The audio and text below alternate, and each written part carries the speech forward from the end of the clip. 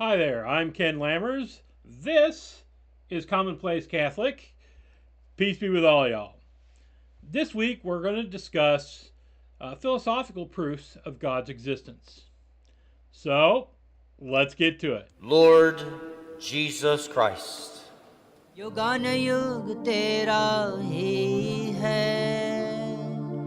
Ilekroć bowiem sprawujemy pamiątkę ofiary Chrystusa, Kweli ni vema na haki tukushukuru daima na popote, Bwana Baba mwema.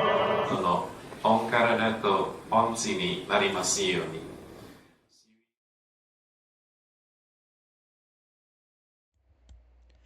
Okay, so I'm going to talk about the philosophical proofs of God's existence. This is not going to be proofs out of the Bible, the Tanakh, the Quran, anything like that. We're not doing that. Those would be proof by authority, and all your folks out there who are not willing and receptive to that are just going to reject that out of hand, right? So we're going to look at the proofs by philosophy, and I think these make for an interesting beginning foray into an argument about God and God's nature, because what you will get is somebody who claims to be atheist or agnostic, and then you go into the philosophical proofs of God, and it seems like you get there that there is a God, right? Now they will try to get around these. Some like, well, no, it's like the Wheel of Time thing, right? Not the books, but time just keeps going in a big circle. Well, it's still got to start somewhere. Something's still got to sustain it, right? It doesn't work that way. So you end up having to get to if they will agree to you that there is a something that we would call God, then you can get into arguments about faith, belief, and nature of God, right? So we're going to talk about these philosophical proofs. So, having said that, any one of these philosophical proofs I'm going to talk to you about, you could fill the room I'm in with doctoral papers, theological papers, philosophical papers, and all this about all the nuances and everything there is to know about these. And so I know, as I do this, I know that somebody out there is going to say, no, Ken, you got that wrong, or you got this wrong, you got that wrong, or there's serious arguments about that part, right? And I'm just taking that as an assumption. I'm going to give my basic understanding of these things, which I will assume is flawed, and somebody who has a stronger, deeper, more studied understanding, feel free to link down below to something that would better explain it. So I'm happy to see it. I'm just trying to get people thinking. They can go and do their research themselves because this can get really deep. Really, really deep. Having said that, let's look at what we're dealing with. Okay, so these are your four biggest proofs. I'm sure there's a bunch of others too, but these are the four biggest philosophical proofs that I've run into: the ontological proof, the moral proof, the cosmological proof, and the teleological proof. Because we can't say things in simple terms, I guess, with exception, I guess, moral. We've got to put $5 words in where a 50-cent word would work. This is what philosophers do and professors do. But so that's what we've got. Now, what you will find when you study this sort of thing is a lot of these are rooted back in Greek philosophy, Socrates, Aristotle, Plato, etc., or somewhere else, and you will find other sources that will talk about this stuff a lot in philosophy, but you will also find that Catholic theologians have created, contributed, adopted, and argued these things. Now, the ontological proof, let's go through that first. That's actually created by St. Anselm. And this one is something that gets argued all over the place. Like this is the one that people who don't want to believe love to poke holes in, right? But let me say it. This is the way the ontological argument goes. God is that which you cannot picture anything greater than. And God in your head, in your brain, is not greater than God in reality. Therefore, if you can picture God in reality must exist because it is greater than God in your head. And it is the greatest thing that you cannot picture anything greater than him, her, it. Right? Now, philosophers have been having all sorts of arguments and fun about this for centuries, right? Ever since St. Anselm laid it down. I'm sure somebody else laid it down. Well, no, I don't know if anybody laid it out before him. But they've been arguing about this one forever. It assumes that by picturing something great in your head, something better than that must exist in reality. So, I picture the perfect oak tree in my head, which must mean the perfect oak tree exists in reality. And, that's the argument they say that doesn't work. Now, there are arguments against that saying, look, no, you're talking about something that's created. Obviously, they're different. You can always, they're not going to be a perfect oak tree. We know there's no perfect oak tree. And though when you picture God as perfect God, and how do you get that picture? He's there. The reason you can picture him because he's there, and he is greater than anything. I leave it to you to go do the research in this and follow this argument. Like I said, this is the one that the people who are anti-belief in God have the most fun with, and this is the one where you get idiots talking about spaghetti monsters and stuff like that, right? Not seriously arguing it, just trying to make fun of it. So that's the ontological proof. Can't say, in my brain might not be powerful enough to put all this together. Can't say the ontological proof is my favorite, that it's one that really sells me on it. But there are others out there. Now there's the moral proof. Now, easily found when you do some research on this, that St. John Henry Newman spoke about this, right?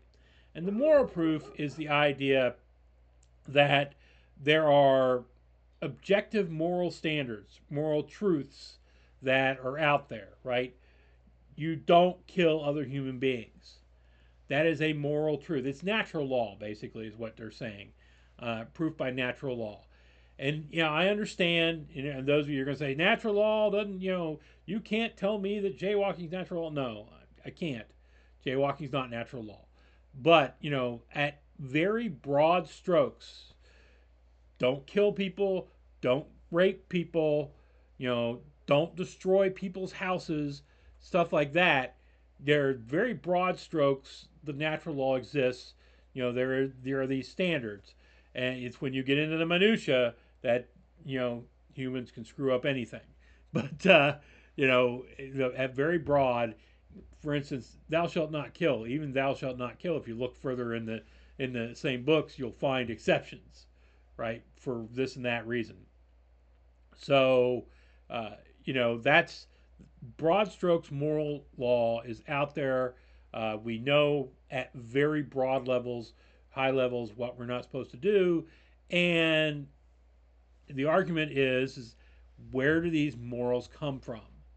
They have to come from somewhere, and that somewhere is God. Okay, now that's the two that kind of are out there that don't come from St. Thomas Aquinas.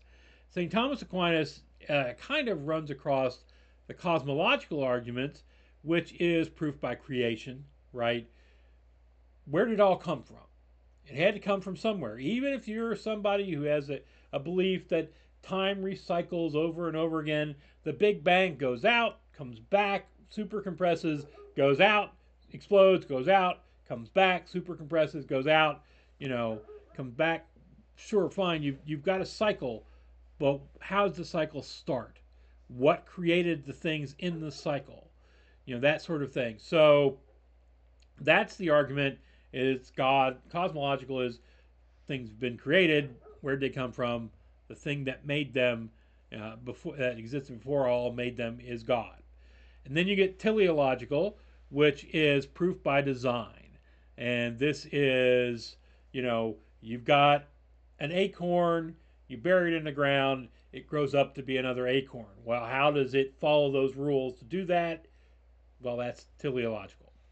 The rules of nature, how things are designed to be. So those are your four basic arguments, four big arguments that I know of.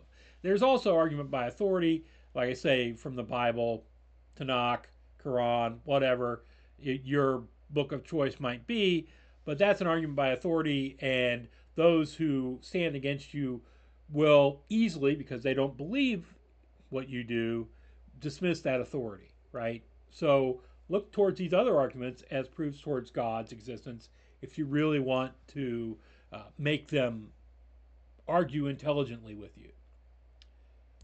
So here's what St. Thomas Aquinas did.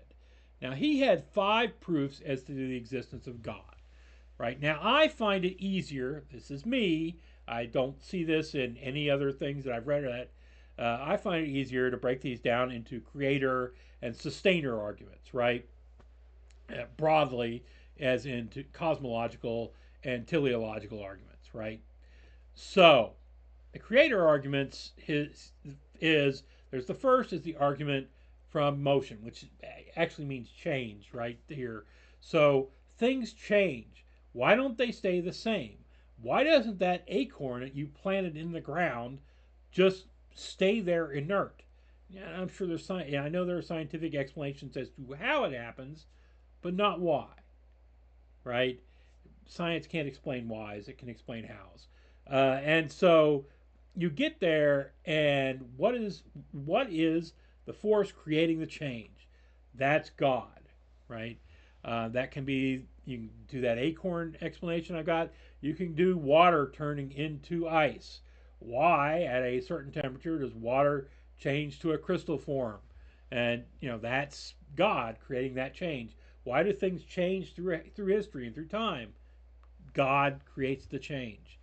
So that's argument 1 in broad strokes. Right. Argument 2 is the first cause argument. This is always kind of the strongest one, I think, that's out there. And this is the argument from inertia. All of us have had basic science courses. We know that inertia is things stay as they are until a force operates on them, right? And causes them to move, for things to happen. So that first cause, which can be expressed in all sorts of ways, but that first cause is God, right? There has to be the first cause, and the first cause is going to be God. This is, in my opinion, the strongest of all the arguments. At least the strongest of the creation arguments, in that, everybody can say all this other stuff and how it's happening, and science has its own kind of, science blends at times into theology. Let's be clear, but it's out there explaining things and does a fairly good job of the what's, right?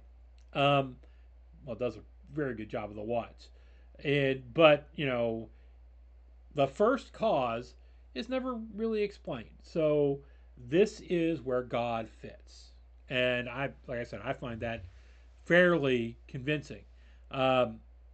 Also, I got to admit, in my head, and again, this is maybe intellectual failure on my part, these first two blend together, right? Change is caused initially through some sort of first cause, right?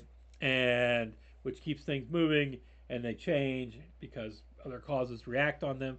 So the first cause is that blends in my head. Those two blend in my head. Okay, the third is gradation. So there are levels of things, right? You can look at this as physical gradation, as in the difference between temperatures, I guess.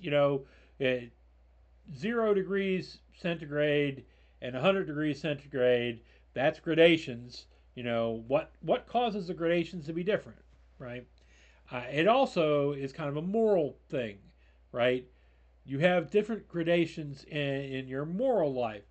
Kissing your mom is different than kissing your wife or your girlfriend, right? Those are gradations in moral gradations. So that's there. Um, I see this more as a creation argument. The gradations were created, and we live in them, right? So that's those are the three that I think are creator arguments, cosmological arguments. And the ones I think are sustainer arguments, teleological mostly, there's the time and contingency argument. This is the argument that things end. Everything degrades. It all falls apart. It just does. And this is a basic principle we've all seen through time and scientific study and all that. But then it stays, right? If everything just degrades and falls apart and gets destroyed, why is there stuff still, right? So, you know, somebody builds a house, it's gone, 100 years later, another house is built, you know, why is all that happening? Well, that's happening through the agency of God, right? God keeps things being, it's ever creation kind of, so sustain ever creation. So we use up oxygen, new oxygen gets created. I understand it goes through photosynthesis and all that. Well, not photosynthesis, it goes through plants and all that. The whys, why did God create it like that? That's kind of a creation in the order. Okay, so, and then there's the final cause, which is unintelligent things move innately towards an end. This is very deeply teleological. This is the argument that, your acorn does not have any intelligence.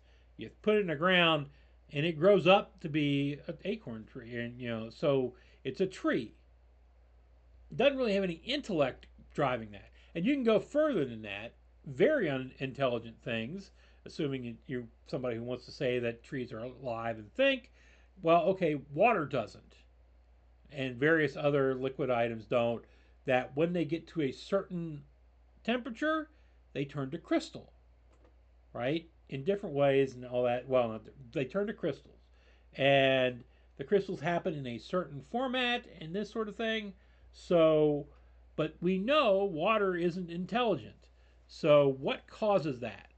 This is like the order of things, the sustainment of things that causes that. You see arguments here as to whether or not God created nature to run wild and then put fencing around so it could only do certain things, or whether God created nature and things have their nature to them and then act according to that nature. I think that's kind of a silly argument, but philosophers and theologians will argue how many angels dance on the head of a pin, forever, right? That sort of thing. So they love to have that kind of argument, despite the fact that it all ends the same way, right? Yeah, they grow a certain. That acorn is going to grow a certain way. That water is going to crystallize a certain way. It's just going to happen. And so that's the teleological argument. I think St. Thomas's argument was more the God has created a nature in things, and therefore they follow that nature, rather than saying God created nature and then created fences around it. I think he was more along the nature is inherent sort of thing. So those are his arguments, and as any good Catholic, I have to kind of give the nod to him. But all of this, every bit of this, folks, you can look up and find all sorts of really in-depth arguments. You can find pretty easy to understand articles too on your computer to read that kind of give explanations at about the level I have, maybe a little bit better. But you can also go get some philosophy book from the library that's like that thick that will argue just one of these points all the way through, right? So, while I think these are good and solid arguments many of these, some of them stronger than others, for there being a God, you do have to know that when you make these arguments, despite the fact that they have been made by several saints, St. Anselm, St. Thomas Aquinas, St. John Henry Newman, these sort of things, you just have to understand that these are, arguments that prove God. They don't prove the nature of God. And that's where faith, belief, the Bible, and all that comes in. The creeds, all that comes in to fill that slot. So, everybody go out, and I'm sure this has inspired you to do tons and tons of research to figure all these things out and to just be able to show Ken where he's got this or that wrong. I invite you to do so. Having said all that, as always, if you like what you saw, hit the subscribe button. If you really like what you saw, hit the little bell so you get notified every time I put one of these up. And, and hit like, because hopefully that'll make YouTube send it out to other people. I having seen the number of people that see my videos, I'm iffy on that, but it could happen. I am never going to get like Council of Trent level, I don't think, or anything like that. And beyond that, folks, hey, say a prayer for the Pope. It's not good that he's in this shape he's in. Either prayer for him to, get healthy or to go to his reward. Don't pray for him to die. I'm just saying that when he dies, which whether it be tomorrow or 16 years from now, that he moves on to his reward. And beyond that, folks, I always will say there is no imprimatur here. There is nobody who has vetted any of this, from the lowest hermit all the way up to the Pope himself. And on the other hand, as I have said before and over again, nobody's come to my door from the Inquisition knocking on the door, right? So maybe we're somewhere within bounds. We'll see. And having said all that, folks, I think we're done for this week. Next week, remember, Ash Wednesday, go to church, get your ashes, have all the Protestants walk up to you and go, you got something on your head. And, maybe you take that as a chance to kind of explain to them a little bit, right? Or maybe you just try to buy your loaf of groceries or loaf of bread and move on. However, I urge everyone who can, please go to church during Lent. If there's any time of the year you should be going, it's now. Again, God be with y'all, and I'll see you next week.